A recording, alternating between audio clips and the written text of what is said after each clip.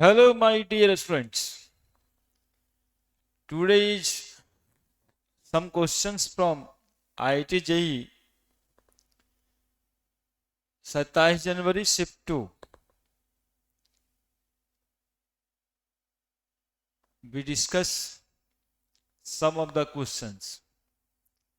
Let us see question number 16. Question number 16 is the quantity which changes with temperature. The quantity which changes with temperature. Answer is molarity. देखो, mass percentage में wait होता है, molarity deals with weight और mole fraction also deals with weight. तो ये सब ना temperature पे डिपेंड नहीं करता है, चूंकि डील करता है ये deal with volume, that is why depends on temperature. That is why depends on temperature. Clear? ये क्वेश्चन है, सिर्फ मोलरिटी डिपेंड करता है टेम्परेचर पे. Clear? Now the next question 17.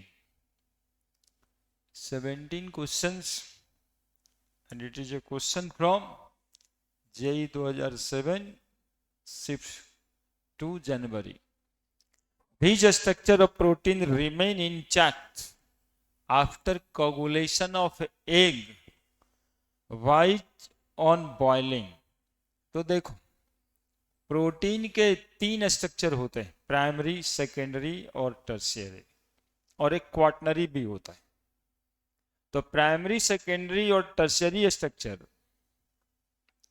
में कह रहा है कि कोगुलेशन ऑफ एग, अंडा जम जाने के बाद भी कौन सा स्ट्रक्चर इंटैक्ट होता है, that is a primary structure intact होता है.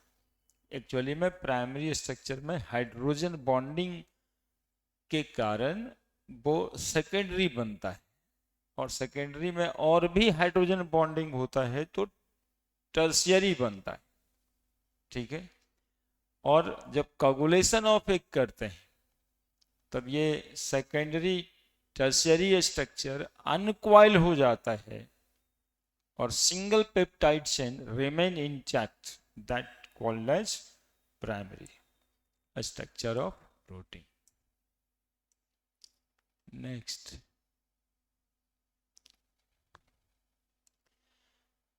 क्वेश्चन.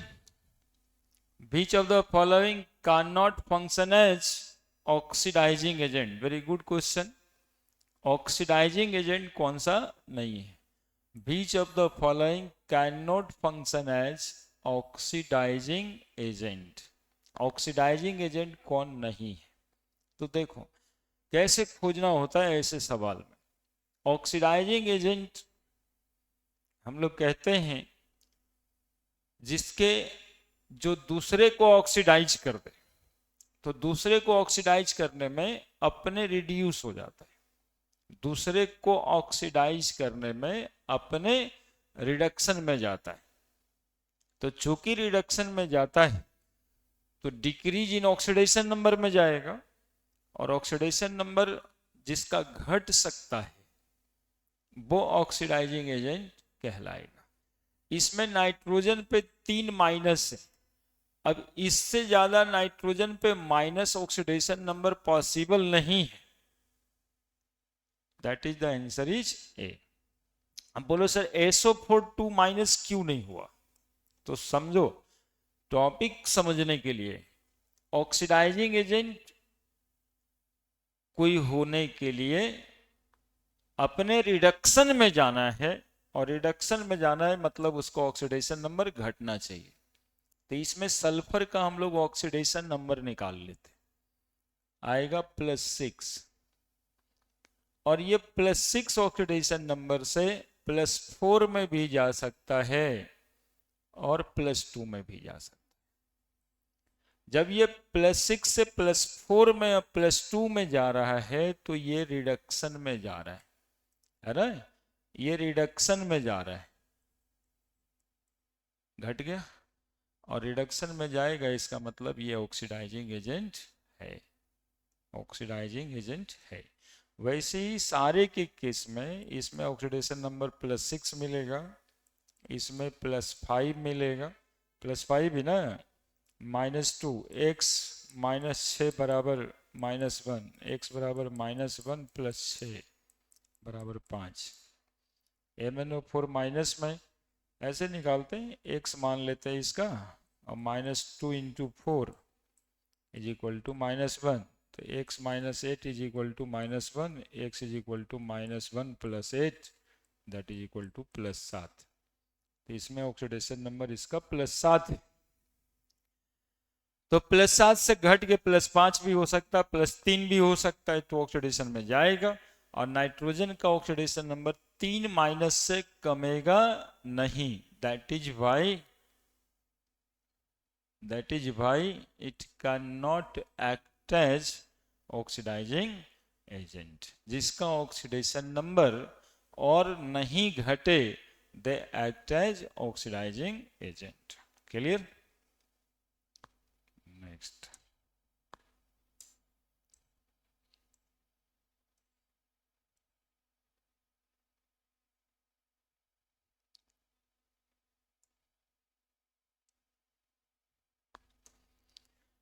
हम ना आईआईटी के क्वेश्चंस भी आप लोग को ऐसे समझाएंगे, ऐसे बताएंगे, ऐसे बोलेंगे जैसे लगेगा कि वो आईआईटी में कैसे आ गया था, है ना।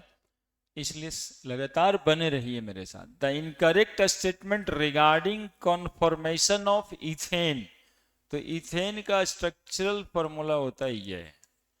अब इसका कॉन्फॉर्मेशन बनाते हैं, तो जैसा कि आपको पता है, कॉन्फॉर्मेशन के लिए एक फ्रंट कार्बन होता है, फ्रंट कार्बन को हम लोग सर्किल से दिखाते हैं, और दूसरा इसमें बैक कार्बन होता है, उसको ऐसे दिखाते हैं। ठीक है, तो एक फ्रंट कार्बन होता है इसमें और एक रेयर कार्बन होता है। एक को फ्रंट कार्बन मान लेते हैं और दूसरे को रेयर कार्बन मान लेते हैं, एक ऊपर से एक नीचे से। अब 3 हाइड्रोजन है, इसके 3 हाइड्रोजन यहां पे दिखाई देते है ना। तो लाल वाले कार्बन का भी तो 3 हाइड्रोजन है, तो इसके भी हाइड्रोजन यहां पे दिखाई देंगे, लाइक दिस, उसी पे, इसी के नीचे। अब क्या कहता है, ethane has infinite number of conformation. ये कॉन्फॉर्मेशनल फॉर्मूला है, ये कॉन्फॉर्मेशनल फॉर्मूला है, ये कॉन्फॉर्मेशनल फॉर्मूला है इथेन का, conformation of ethane, conformation of ethane. Clear? अब देखो, इस एंगल को डायहाइड्रल एंगल कहते हैं, इस एंगल को डायहाइड्रल एंगल कहते हैं। और हर जगह पे, जैसे कि इसको ऐसे रोटेट करना होता है, तो ये जैसे लाल वाले को रोटेट कर रहे हो, मान लिया कि लाल वाले को रोटेट कर रहे हो, मान लिया कि, तो ये लाल वाला ये यहाँ भी आ सकता है, यहाँ भी आ सकता है, यहाँ हर 0 डिग्री पे ये आ सकता है। 0 डिग्री, 1 डिग्री, मतलब जितना बार तुम बढ़ा दो उतना जगह बन सकता है। That is infinite number of conformation takes place. ठीक है, the dihedral angle staggered conformation is 60 degree. अब देखो ये क्या कहता है, ये कहता है कि dihedral angle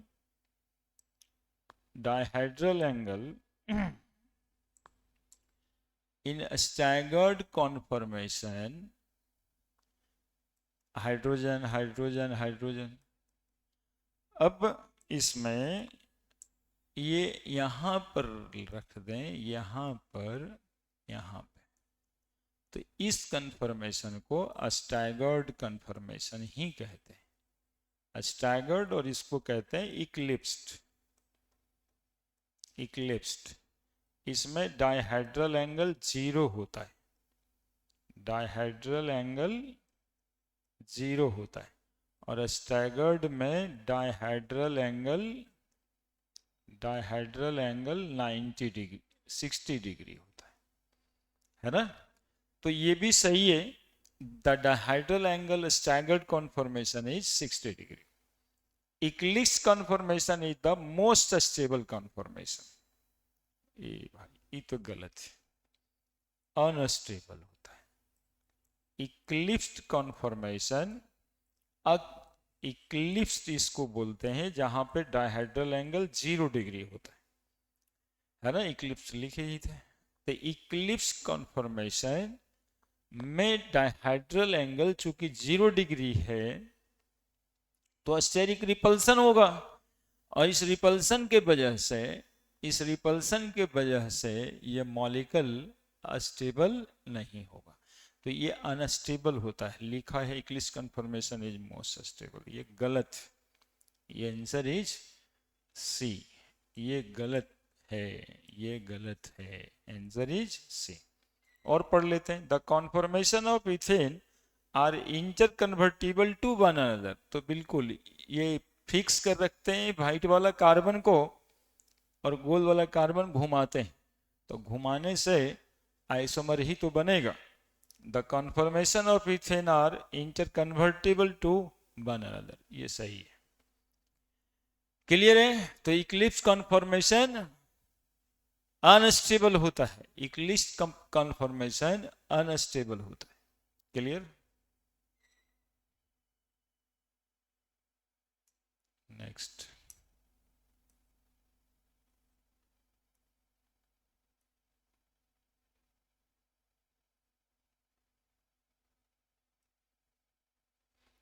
question number 20।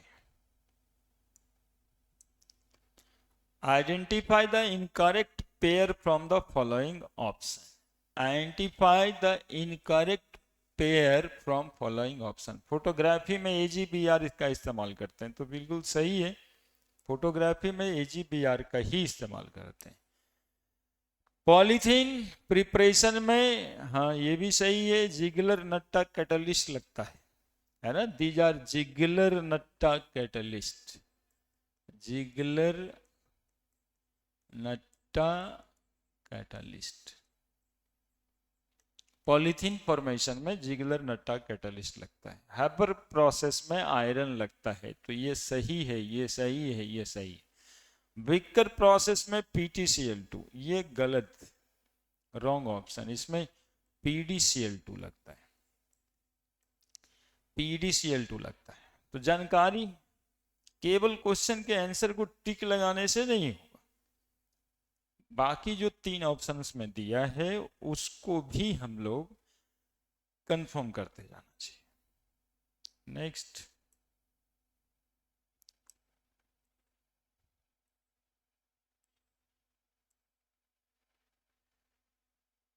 Question number 21। 21 number question में कहता है total number of ions from the following with noble gas configuration. इसमें कितने नंबर्स ऑफ आयन के नोबल गैस कॉन्फ़िगरेशन है? नोबल गैस मतलब helium, neon, argon, krypton, जेनन, radon. एक बार लिख लेते हैं, helium, neon, argon, krypton, xenon. देखिए बिल्कुल आसान कॉन्सेप्ट मिलेगा, हेनी अरे करो ना जीरोक्स रूटीन का। ये है आपका इनर्ट गैस, इसके एटॉमिक नंबर 2, इसके 10, इसके 18, इसके 36, इसके 54 और इसके 86। जिस किसी का भी एटॉमिक नंबर इसके बराबर होगा, किसी के बराबर भी, तो उसका नोबल गैस कॉन्फ़िगरेशन होगा। अब इस क्वेश्चन में कुछ रह गया, स्ट्रोंशियम 2+ 38, एटॉमिक नंबर है 38, तो 2+ तो एटॉमिक नंबर हो जाएगा 36, और 36 हो जाएगा तो किससे मिल जाएगा? क्रिप्टन नोबल गैस कॉन्फ़िगरेशन रखता है। सीजियम प्लस 55 है और ये हो जाएगा 54, तो ये 54 जेनन के बराबर नोबल गैस हो गया, दो ठो। आने स्ट्रोंसियम भी ठीक हो गया, सीजियम भी हो गया। लेंथेनम 3 प्लस, लेंथेनम 3 प्लस 57, तो 57 में 3 जाएगा, फिर से आ गया 54, तो answer is xenon. Lanthanum 3 plus आ गया। PB 2 plus, PB 2 plus 82, 2 plus 80, 80 किसी का एटॉमिक नंबर इनर्ट गैस में नहीं होता है, यानी ये नोबल गैस कॉन्फ़िगरेशन नहीं रखता है ना।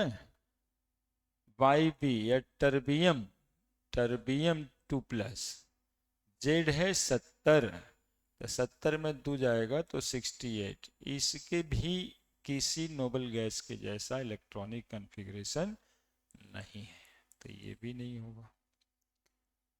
EiB 2 plus and iron 2 plus, iron 2 plus, iron 2 plus 26, 26 में 2 जाएगा होगा 24, है 24 किसी का तो नहीं है, तो ये भी नहीं होगा। तो आंसर इस क्वेश्चन इंटीजर टाइप क्वेश्चन है दोस्त, इंटीजर टाइप क्वेश्चन है बच्चा, इंटीजर टाइप क्वेश्चन है। और इंटीजर टाइप क्वेश्चन में बताना है टोटल नंबर ऑफ आयंस, तो स्ट्रोंसियम, सीजियम, लेंथेनम 3 प्लस आया, 3 आयन है, जबकि लेड या आयरन ये तीनों नहीं है, तो answer is 3, integer type question. Clear? Electronic configuration से सवाल है, देखिए कितना आसान सा सवाल, लेकिन यदि ये नहीं याद है आपको तो आप परेशान रहो, है ना। इसको याद रखने के लिए 2, 10, 18, 36 है, तो 2 में 8 जोड़ते हैं 18 आ जाता है, 10 में 8 जोड़ते हैं 18 आ जाता है, 18 में 18 जोड़ते हैं 36, 18 जोड़ते हैं 54, 32 जोड़ते हैं 86 आ जाता है। Clear? Clear? Next,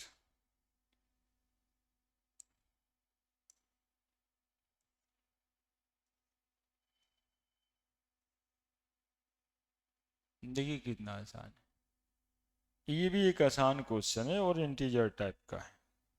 10 question integer type में रहेंगे, 5 बनाना रहता है। The number of non polar molecule from the following, कह रहा है कि बीच में कितना नॉन पोलर मॉलिक्यूल है, इसमें नंबर ही बताना है, 3 है कि 4 है। अब देखिएगा कितना मॉलिक्यूल है इसमें, HF, तो HF में ये bond slightly negative slightly positive, bond is polar. H2O oxygen HH, ऐसे और ऐसे, bond is polar slightly negative. SO2 SOO angular होता है, स्लाइटली नेगेटिव, इसमें ये पॉजिटिव ये नेगेटिव। H2, तो H2 में तो HH non polar, non polar. CO2, CO2 molecule, the number of non polar molecule. अब देखो नॉन पोलर मॉलिक्यूल पूछ रहा है, नॉन पोलर मॉलिक्यूल पूछ रहा है ना। तो CO2 का डाइपोल मोमेंट देखना होगा, डाइपोल मोमेंट देखना होगा। देखो एक इधर डाइपोल गया, एक इधर डाइपोल, दोनों का डाइपोल मोमेंट 0 आ जाएगा, mu 0। Molecule is non polar, molecule is non polar, molecule is non polar, है ना। Next, next molecule is ammonia, next molecule is ammonia.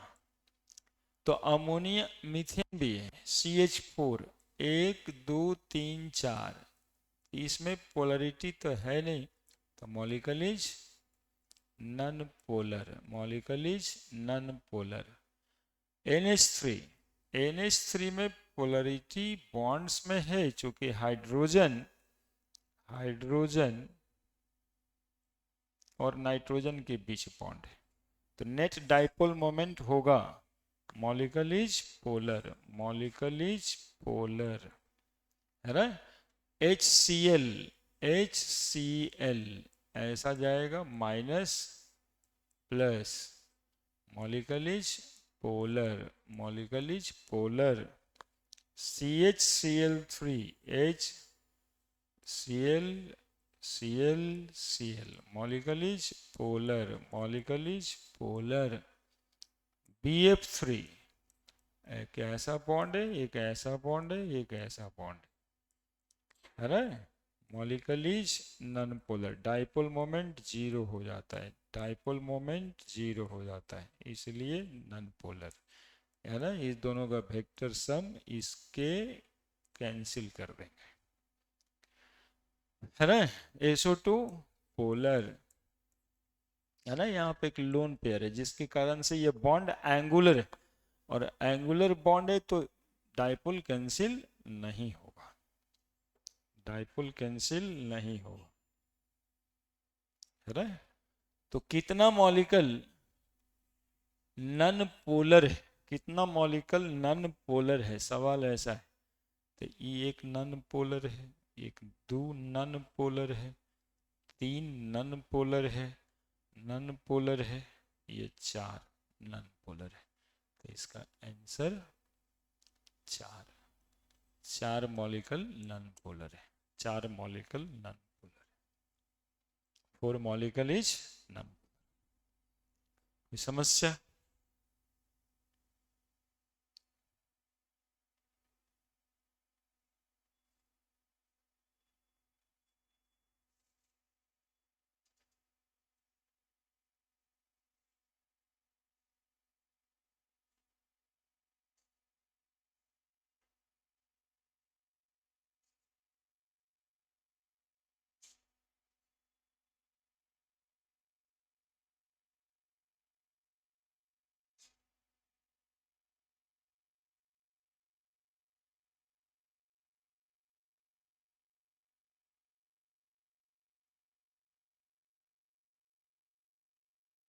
Clear?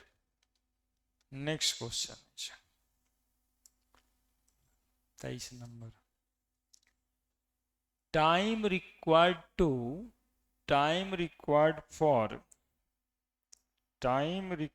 for completion of 99.9% of a first order reaction is time of half life of the reaction। तो half life reaction का होता है 0.69/k, 3 भी होता है। पूछ रहा है कि 99.9% फर्स्ट ऑर्डर रिएक्शन में तो कोई रिएक्टेंट होगा बच्चा, और ये प्रोडक्ट बनता है। पहले कंसंट्रेशन ये है, अब 99.9% ये कंप्लीट हुआ है, तो ए में 0.999 ए माइनस कर देना है, घटा देना है। तो जो बच जाएगा वो कंसंट्रेशन एट टाइम ये बचेगा 99.9% के बाद। तो के बराबर हम लोग पढ़े हैं 2.303/t log a by a minus x. तो k is equal to 2.303/t, t 99.9 log a by a minus x. तो a कितना है, तो a तो a ही लिए हैं, बाई 0.001 a। तो a से ये कैंसिल, तो k is equal to 2.303 T99.9 log, that is 1000. तो K इज इक्वल टू 2.303 गुना log 10 आणि log 10 to the power 3 by T99.9. तो T99.9 इज इक्वल टू 2.303 गुना 3 by K, that is 6.909 by K. Then T50 by T99.9 बराबर T50 का value 0.69 by K और ये आया 6.9 बाई K, है ना, लाइक दिस. 0.69 बाई K, 6.9 ऊपर चला जाएगा K. अब बताओ, K से K कट जाएगा और ये 6.9 है, ऊपर में 0.69 है, तो ये कट जाएगा 10. तो T50 by T99.9 is equal to 1/10. तो T99.9 बराबर 10 इंटू T50.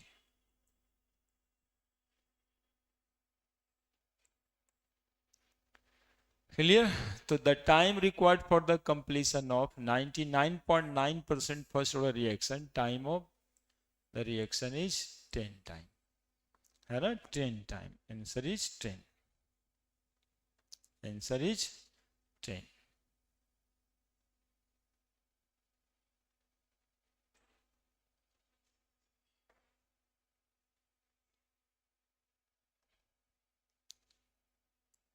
नेक्स्ट.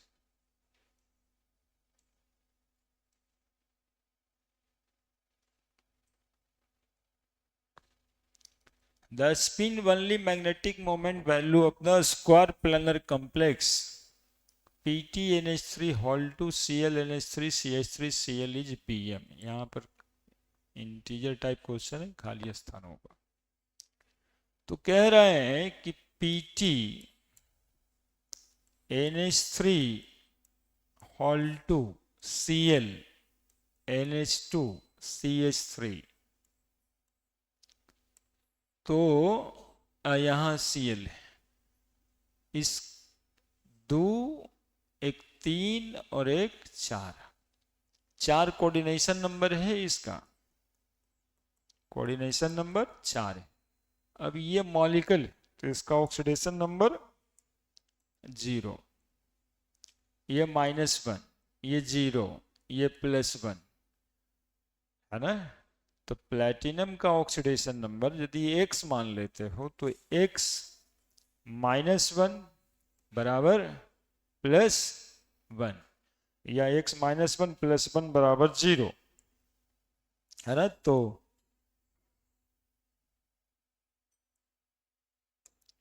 बराबर +1, तो x बराबर +1 +1 बराबर 2. तो प्लैटिनम पे चार्ज होगा 2+, प्लैटिनम पे चार्ज होगा 2+. क्लियर है. प्लैटिनम पे चार्ज होगा 2+.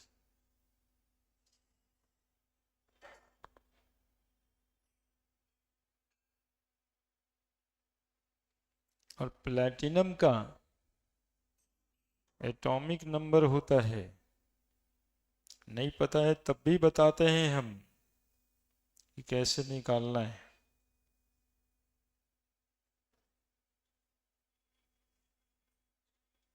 है ना. प्लैटिनम का एटॉमिक नंबर 78. तो 78 में से 2 चला गया तो 76, है ना. तो 76 पे लिख देंगे इसका एटॉमिक नंबर. 78 से 2 चला गया, 2+, तो कहाँ पे जाएगा कॉन्फ़िगरेशन. 54 होता है. Helium neon argon krypton xenon, helium neon argon krypton xenon radon. तो हीलियम का 2 10 18 18 36 18 54, 54 है जेनन का। तो इसके कॉन्फ़िगरेशन लिखेंगे, जेनन 54, जेनन का 54। और बता दें पीरियड नंबर, जैसे first period, second period, third period, fourth period, fifth period, है ना। तो फिफ्थ पीरियड के बाद स्टार्ट होगा। तो 54 2 56 14 70 10 80। तो कॉन्फ़िगरेशन में आ जाएगा, पहले लिख देते हैं 78 54 2 56 56 14 70 8 78, और 2 इलेक्ट्रॉन लॉस हुआ है तो 6s से इलेक्ट्रॉन चला जाएगा। यानी प्लैटिनम में कॉन्फ़िगरेशन है 6d8, और 6d8 में क्या होता है इस केस में थोड़ा पिकुलियर है। 1 2 3 4 5 6 7 8, और एक ऑर्बिटल इसका रहता है खाली, है ना। तो D8 कॉन्फ़िगरेशन में नंबर ऑफ अनपेयर्ड इलेक्ट्रॉन है 0, नंबर ऑफ अनपेयर्ड इलेक्ट्रॉन है 0, number of unpaired electron, unpaired electron है 0, इसलिए मैग्नेटिक मोमेंट आएगा 0 0 p। क्लियर। थोड़ा सा स्पेशल केस है प्लैटिनम वाला 3d8 कॉन्फ़िगरेशन का।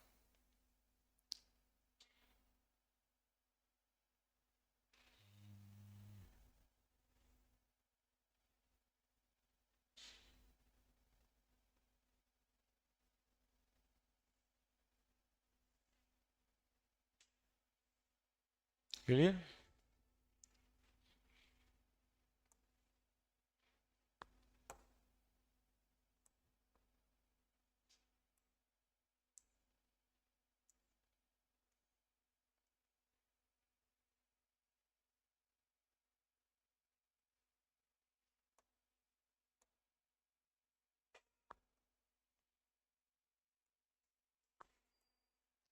For a certain thermochemical reaction Mn, metal M है, इससे N बनाए एट टेम्परेचर T बराबर 400 केल्विन, डेल्टा H नॉट बराबर 77.2 किलो जूल पर मोल, डेल्टा एस नॉट बराबर 122 जूल पर केल्विन, लॉग इक्विलिब्रियम कांस्टेंट यानी लॉग के पूछ रहा है। वेरी गुड क्वेश्चन, है ना। क्या कह रहा है सुनिएगा। For a certain thermochemical reaction metal M बन रहा है N, temperature 400 kelvin, enthalpy change ये है, इंट्रोपी चेंज ये है, log constant, log equilibrium constant पूछ रहा है, लॉग के पूछ रहा है। तो लॉग के को रिलेट करने का तरीका है बच्चा, डेल्टा जी, डेल्टा जी बराबर delta H not minus T delta H not होता है, और डेल्टा जी बराबर -2.303 RT log KC होता है। अब इस दोनों इक्वेशन को हम लोग मिला दें, है ना, तो देखो आपका काम निकलता हुआ दिखाई दे रहा है। तो इसको सॉल्व करना कोई बहुत भारी बात अब नहीं रहा। Delta H not minus T delta S not is equal to -2.303 RT log के कर दो। डेल्टा एच नॉट का वैल्यू दिया हुआ है, माइनस हटाना है तो T delta S not minus delta H not कर दो, बराबर 2.303 RT log के। लॉग के डायरेक्ट निकालना चाहते हो, T delta H not minus delta H not by 2.303 R T, है ना। अब हम वैल्यू रख देंगे लॉग के इज इक्वल टू टेम्परेचर कितना है, टेम्परेचर कितना है, temperature 400 kelvin into entropy change, entropy change है 122 जूल पर केल्विन, है ना। और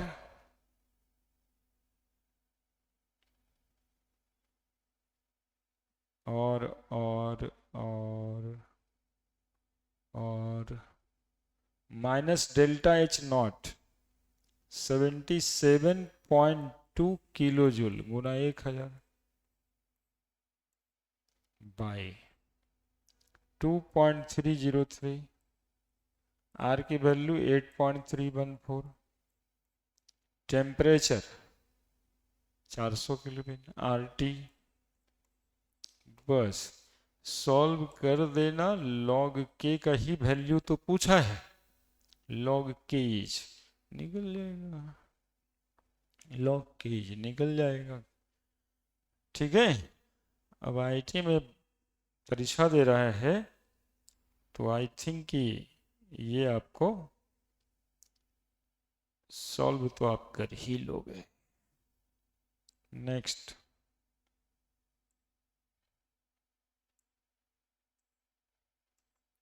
छब्बीस number,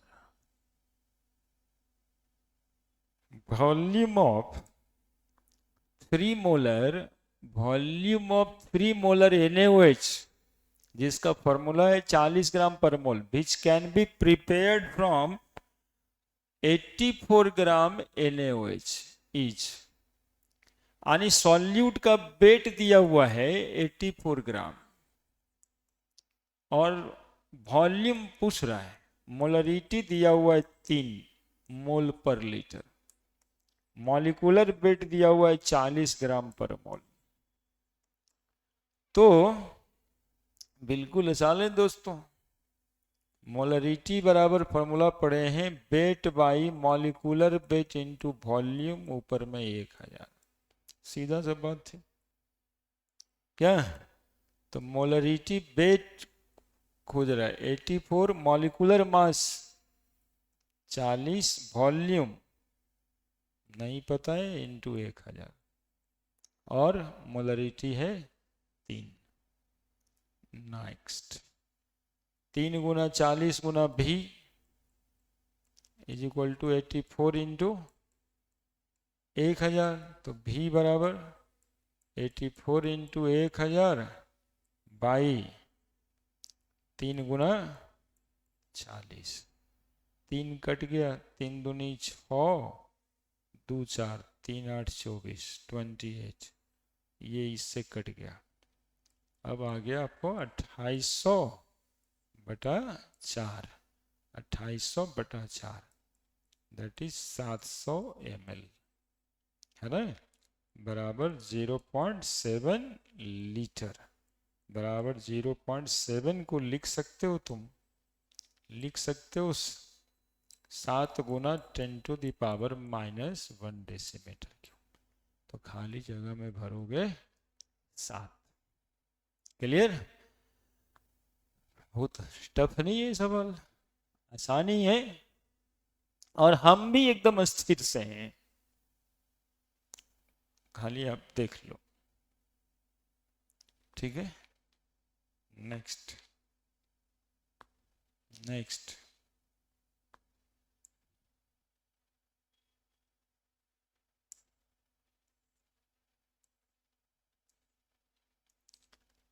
one mole of PbS oxidize by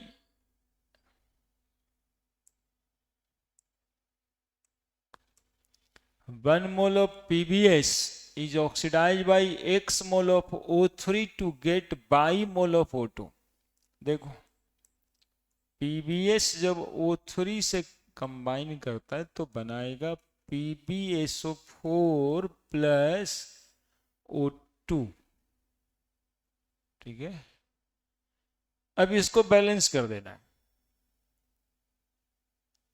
तो ऑक्सीजन 4 है और ऑक्सीजन 2 है, 1 मोल ही पीबीएस है, ठीक है। Oxidize by x mole of O3, तो O3 का कितना मोल लगेगा ताकि बाई मोल ऑफ O2 बन जाए। तो सुनो, बैलेंस करने में 1 मोल पीबीएस को बैलेंस करना है। 4 ऑक्सीजन उधर दिख रहा है और 2 उधर है, 6 है ना। 2 से गुना यदि हम उसको करेंगे तो देखो, तो 4 लिखते हैं, 4 तिया 12, 4 है यहाँ पे, 4 यहाँ लिख देते हैं, तो 4 दूनी 8, तो 4 दूनी 8 और 4 12 हो गया ये बैलेंस। अब ये 4 मोल और ये 4 मोल, x की जगह पे 4, y की जगह पे 4, तो x plus y is equal to 8, x plus y is equal to 8। Clear. तो यहां पे भर देंगे x प्लस वाई बराबर 8। That's all.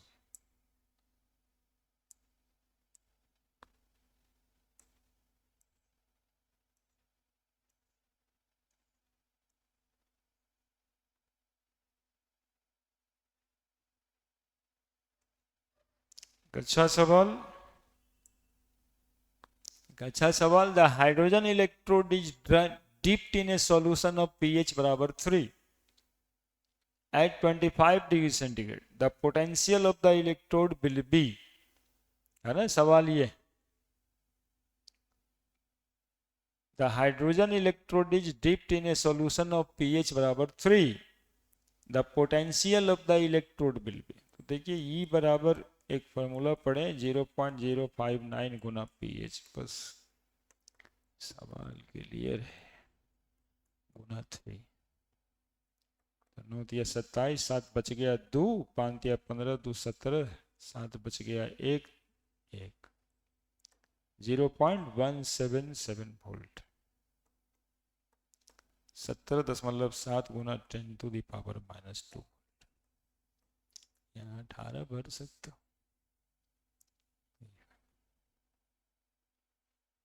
है ना।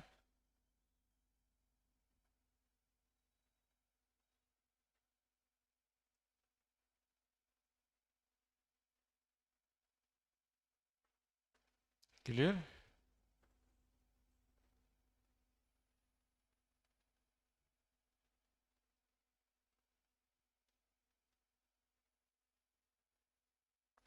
Next 29,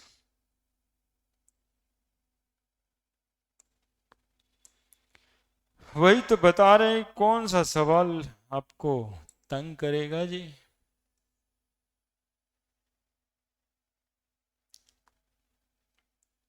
9.3 gram aniline, 9.3 gram aniline is subjected to reaction with excess of acetic anhydride, acetic anhydride to prepare acetanilide, ठीक है। The mass of acetanilide produced if the reaction is 100% completed. Very good. Given molar mass 14, 16. 9.3 gram aniline is subjected to reaction with excess of acetic anhydride. पहले तो reaction produce कर देते हैं, reaction produce कर देते हैं।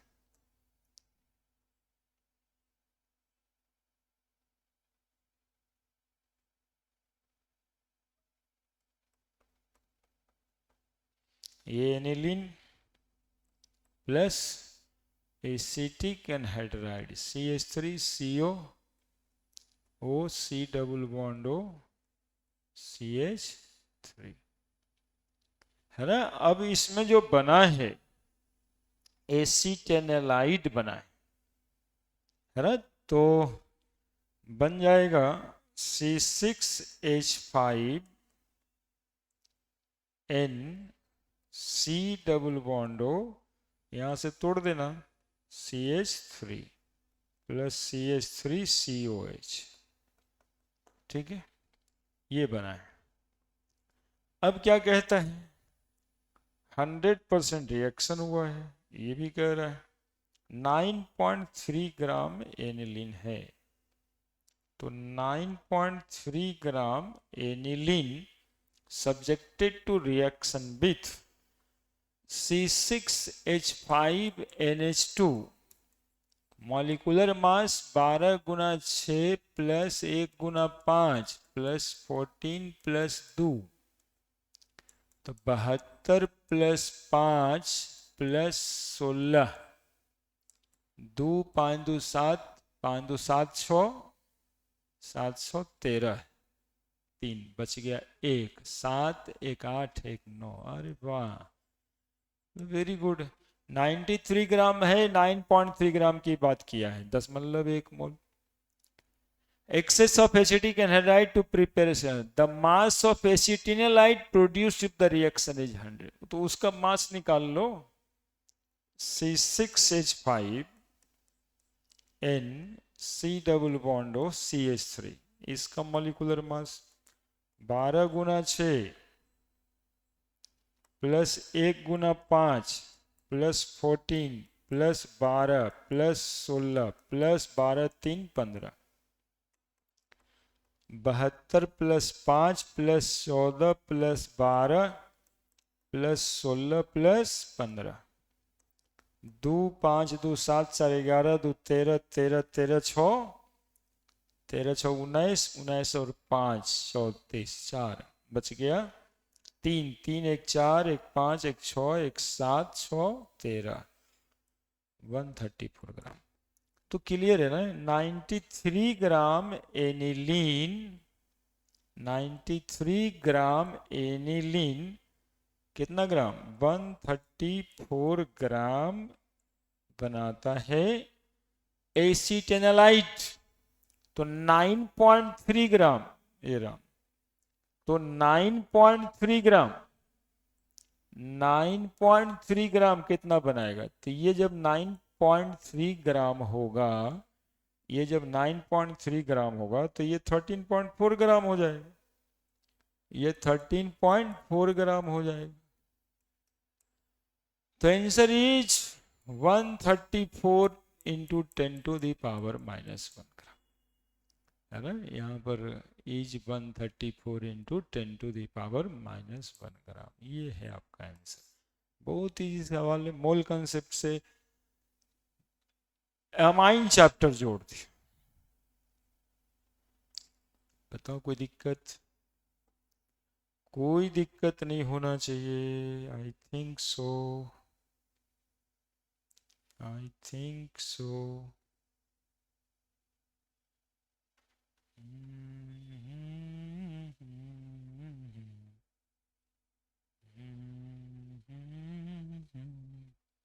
नेक्स्ट,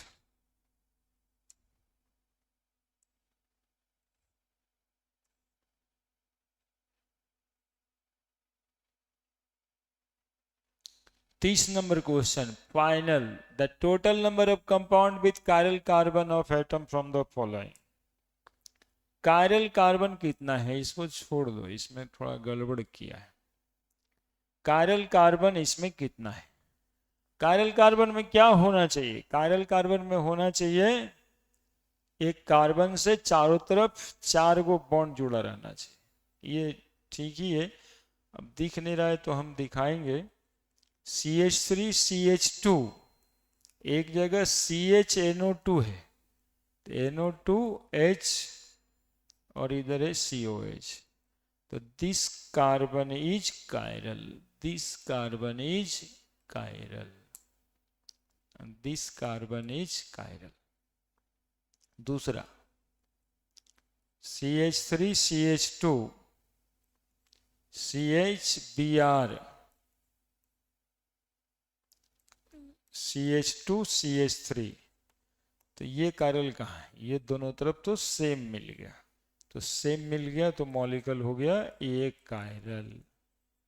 ये है कायरल। तीसरा मॉलिक्यूल CH3, CHI, CH2NO2। तो ठीक तो है, ये एक अलग है, ये एक अलग है, और ये अलग है। This molecule is also chiral. CH3 CH2, CH3 CH2 CHOH, HOH, CH2OH। तो ये अलग, ये अलग, ये अलग, ये अलग। This molecule is also chiral. अब ये मॉलिक्यूल देखो, CH3 CHI, लिखा तो है, फिर है CHI, और फिर है C2H5। इसमें ये कार्बन का मॉलिक्यूल एक तरफ ये, एक तरफ ये 2, एक तरफ ये 3, एक तरफ ये पूरा 4 कायरल, और दूसरा ये भी कायरल, यानी इसमें कायरल कार्बन है 2, है ना। तो कितना मॉलिक्यूल कायरल हुआ? तो एक कायरल, एक कायरल, 2 कायरल, 3 कायरल, और ये 4 कायरल। तो आंसर इज 4। और थोड़ा सा एरर यदि होगा तो हमें कॉन्सेप्ट ने क्लियर किया है, total number of compound with chiral carbon. तो वो कार्बन जिसके चारों तरफ 4 अलग चीज होते हैं उसको कहते हैं कायरल कार्बन। और ये रहा आपका 30 क्वेश्चन। और एक तो हम ये बात बताएंगे कि देखिए यहाँ पे लिखे हैं केमिस्ट्री के दम पर ही IIT मेंस क्वालिफाई करें। और ये आपका यदि ये क्वेश्चंस बनता है तो 30 के 30 पढ़ाया हुआ है, 25 तो बन ही जाएगा ना जी। 30 के 30 पढ़ाए तो 25 तो बन ही जाएगा। 25 गुना 4, 100 नंबर। 100 नंबर में आपका कट ऑफ जेई का पार हो जाता है। 100 नंबर में जेई का कट ऑफ पार हो जाता है। अब किसी न किसी कॉलेज में एडमिशन ले सकते हो। That is why I write chemistry के दम पर ही IIT मेंस क्वालिफाई करें। अदरवाइज हर टॉपिक मेरा पढ़ाया हुआ, हर टॉपिक पढ़ाया हुआ है जहां से सवाल आया है, ठीक है। इसलिए केवल यहां पे आकर करके आपको रोज बैठने की जरूरत होती है, क्वेश्चन नहीं छूटता है। ये पूरे पेपर एनालिसिस हमने किया है 2 पार्ट में, एक इससे पहले 15 क्वेश्चन का और ये एक आज 15 क्वेश्चन का, है ना। जो बच्चे रेगुलर क्लासेस किए हैं वो हमें कह सकते हैं कि सर ये वाला क्वेश्चन तो हम पढ़े नहीं थे या आप पढ़ाए नहीं थे।